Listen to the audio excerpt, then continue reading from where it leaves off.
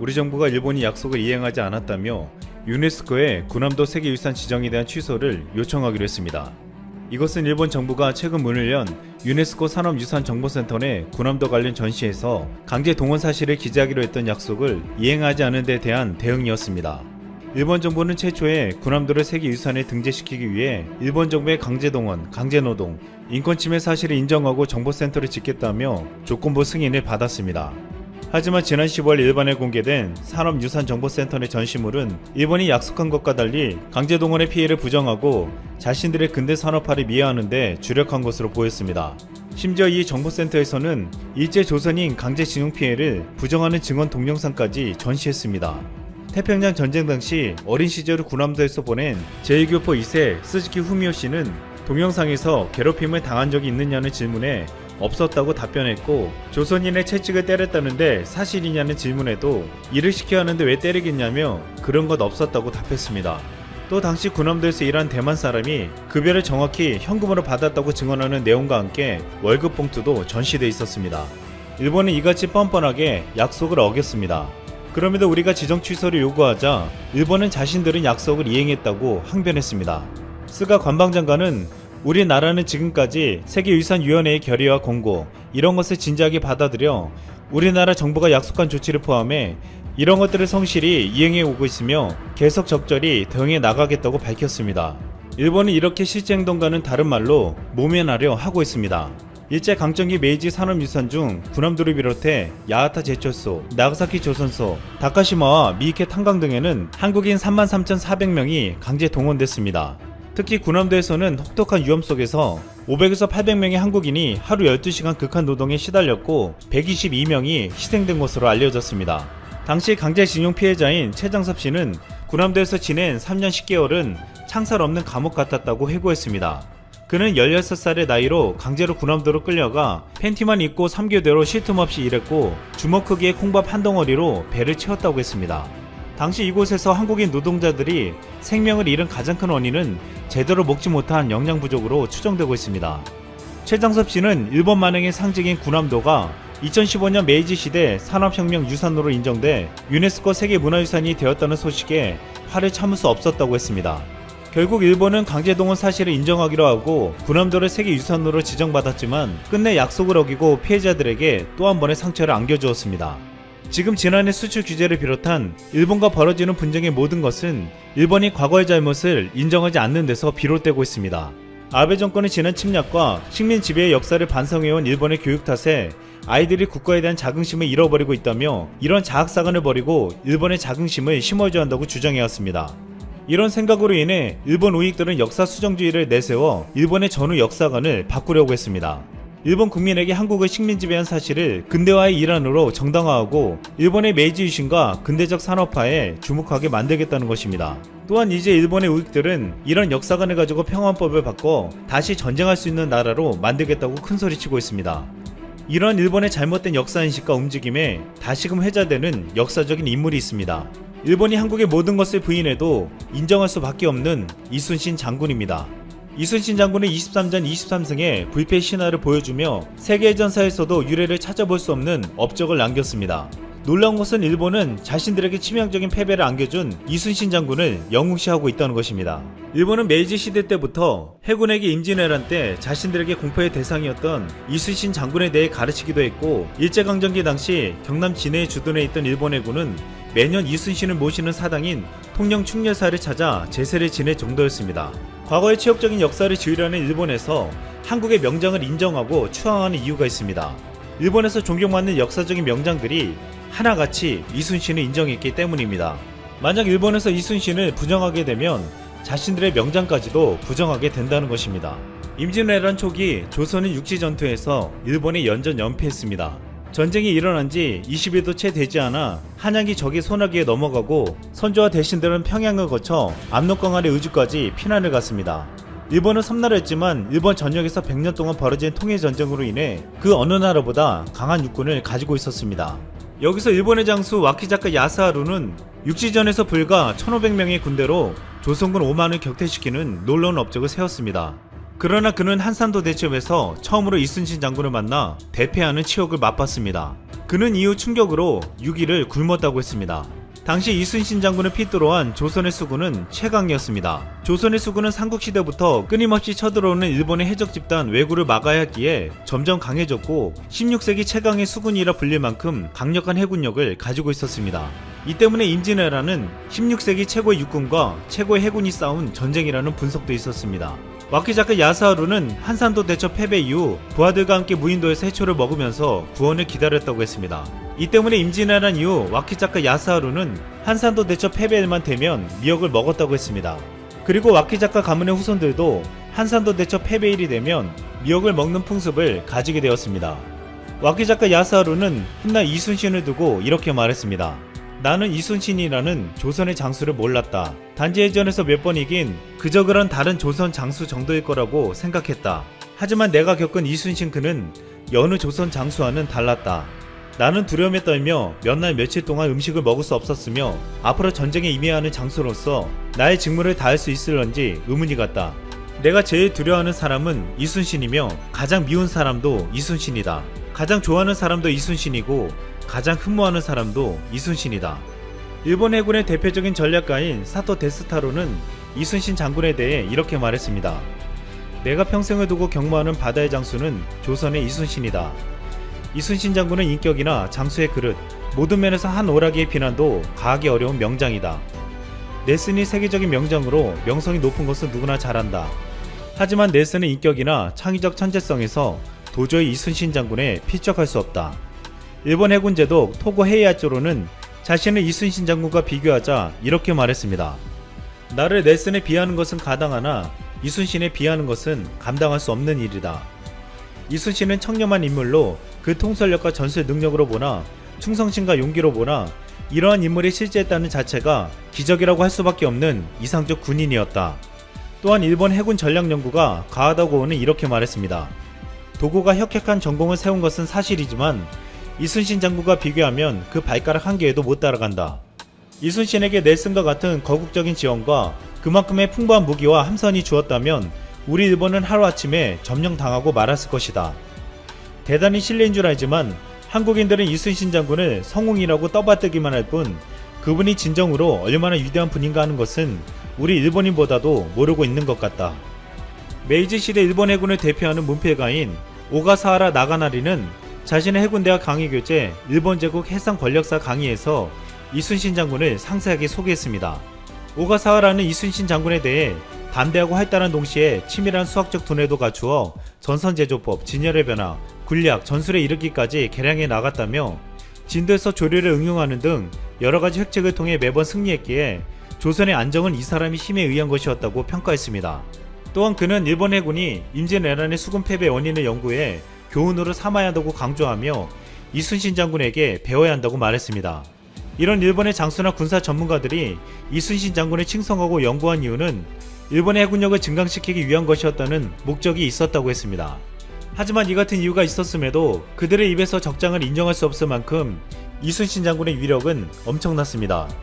그들은 이순신 장군을 칭송했지만 이순신 장군은 일본에 대해서 잘 알고 있었고 그렇게 좋지 않은 감정을 갖고 있었습니다. 당시 이순신 장군은 조선을 망가뜨리고 온갖 순환을 당하게 한 일본에 대한 혐오증이 극에 달해 있었습니다. 이순신 장군은 일본에 대해 이 적들과는 같은 하늘 아래 살지 않기로 맹세했다고 말하며 당시 명나라에서 일본군과 싸우지 말고 돌려보내라는 문서에 이렇게 답변했습니다. 외에는 간사스럽기 짝이 없어 예로부터 신의를 지켰다는 말을 들은 적이 없습니다. 흉악하고 교활한 적들이 아직도 포악한 짓을 그만두지 아니하고 여러 곳으로 쳐들어와 살인하고 약탈하기를 전보다 갑절이나 더하니 병기를 거두어 바다를 건너 돌아가려는 뜻이 과연 어디 있다 하겠습니까? 이순신 장군은 일본군을 살려두면 또다시 쳐들어올 것이라고 했고 실제로 일본군은 명나라에 무리한 요구를 하며 다시 전쟁을 벌였습니다. 이순신 장군의 말이 틀리지 않은 것입니다. 조선은 임진왜란 후 일본과의 외교관계를 끊었으나 일본에서 도요토미를 대신해서 들어선 에도 막부는 조선과의 국교 재개를 요청해왔습니다. 결국 조선은 요청을 받아들이고 전후 12차례나 일본의 통신사를 파견했습니다. 그 이유는 일본과의 교류인이 끊겼을 때 외란이 일어나는 것을 깊이 통찰했기 때문인데 또한 일본에 끌려간 조선인 포로를 돌려받기 위해서였습니다. 일본은 조선과 교류하면서 임진왜란의 가호를 사과하는 태도를 보이기도 했다고 알려졌는데 당시 조선의 선비들의 대응은 용서하되 잊지는 않는다는 것이었습니다. 특히 조선통신사의 원중거는 화국제 임진왜란 당시 일본의 부대 편성, 전쟁에 참여한 장수 이름과 직책, 각 부대가 살육한 조선 인수 등을 세밀하게 기록했다고 했습니다. 그러면서 그는 내가 반드시 이것을 기록하려고 한 이유는 곧 그것을 잊지 않고자 한 것이라고 써놓았습니다. 여기서 보이듯이 과거 우리 조상들의 역사인식은 남달랐습니다. 잘못을 인정하는 이들에게는 용서는 해주지만 잊지는 않겠다고 했습니다. 일본은 임진왜란 이후 조선의 문물을 받아들여 번성했지만 또다시 한국의 식민지배와 2차 세계대전을 일으키며 우리를 괴롭혔습니다. 그리고 이젠 과거의 역사를 부인하고 다시 전쟁할 수 있는 나라로 만들려고 하고 있습니다. 이에 대한민국은 국력을 키워가며 일본에게 과거에서 교훈을 찾아 똑같은 과오를 저지르지 말라고 말하고 있습니다. 지난해 일본에 수출 규제를 해왔을 때 그동안 수많은 국난을 헤쳐온 대한민국은 그 저력을 보여주었습니다. 바로 어제 중국에서 홍콩 국가안전법률제도와 집행기구 설립에 대한 결정, 홍콩 보안법에 대한 중국 전국 인민투표대회 투표가 있었습니다. 투표 결과는 찬성 2878표, 반대 1명, 나머지 6명은 기권, 압도적인 표차로 홍콩 보안법이 통과됐습니다. 홍콩 보안법의 핵심은 4가지죠. 첫 번째, 홍콩에서 국가안전을 해치는 행위와 활동을 처벌한다. 두 번째, 해외 세력이 홍콩을 이용한 분열, 전복, 침투, 파괴 활동을 처벌한다. 세 번째, 홍콩은 국가 안전을 지키는 법을 만들고 홍콩의 행정, 입법, 사법기관은 이 법에 따른다. 마지막으로 네 번째, 홍콩에 기구를 설치해 국가 안전을 지킨다. 즉 쉽게 말해 홍콩의 자치권을 중국이 빼앗겠다는 것이죠.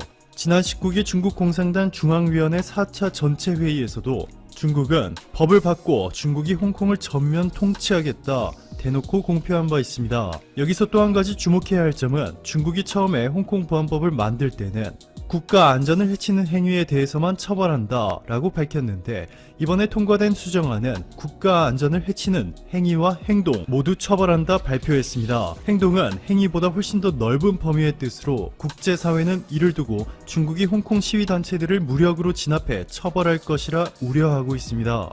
재산 30조 원으로 홍콩 최대 갑부 리카싱은 홍콩 보안법을 공개적으로 지지해 논란이 되고 있는데요. 그는 홍콩 매체 문해보아의 인터뷰에서 우리는 홍콩 보안법을 너무 과도하게 해석하지 않아도 된다. 오히려 중국에 대한 우려를 완화할 수 있다. 장기적으로는 홍콩의 안정과 발전에 좋은 쪽으로 작용할 것이다. 전했습니다.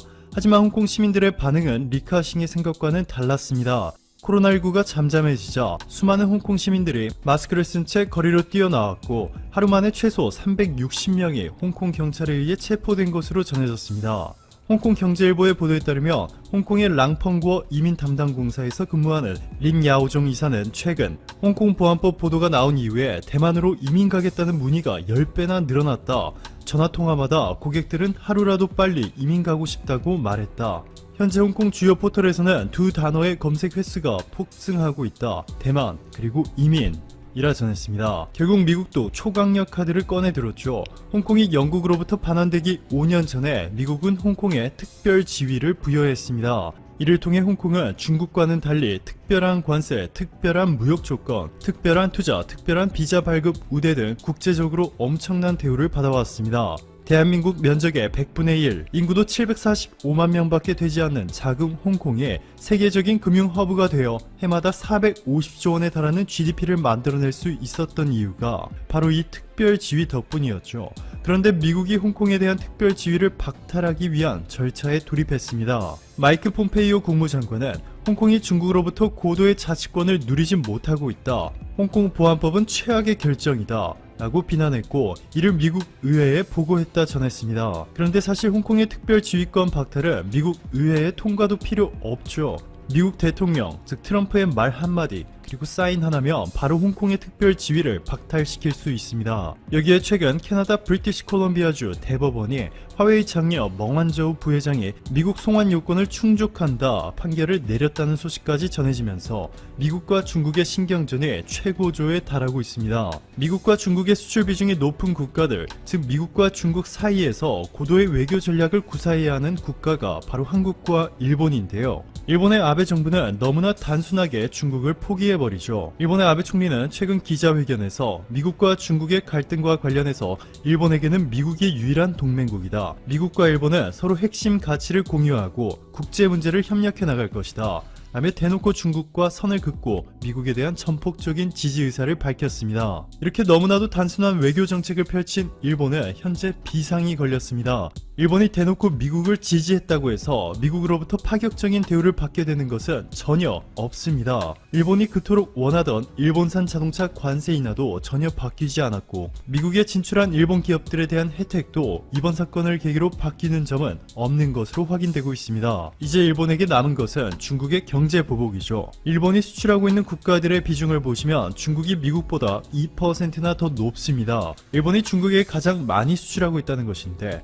일본이 중국에 주로 수출하고 있는 제품들은 자동차, 자동차 부품, 반도체 장비, 기계 등 일본의 경제에 가장 중요한 산업들이죠. 또 한 가지 중요한 부분이 바로 일본의 관광산업인데요. 보시는 것처럼 한국인과 중국인 관광객이 일본 관광산업의 절반을 담당하고 있습니다.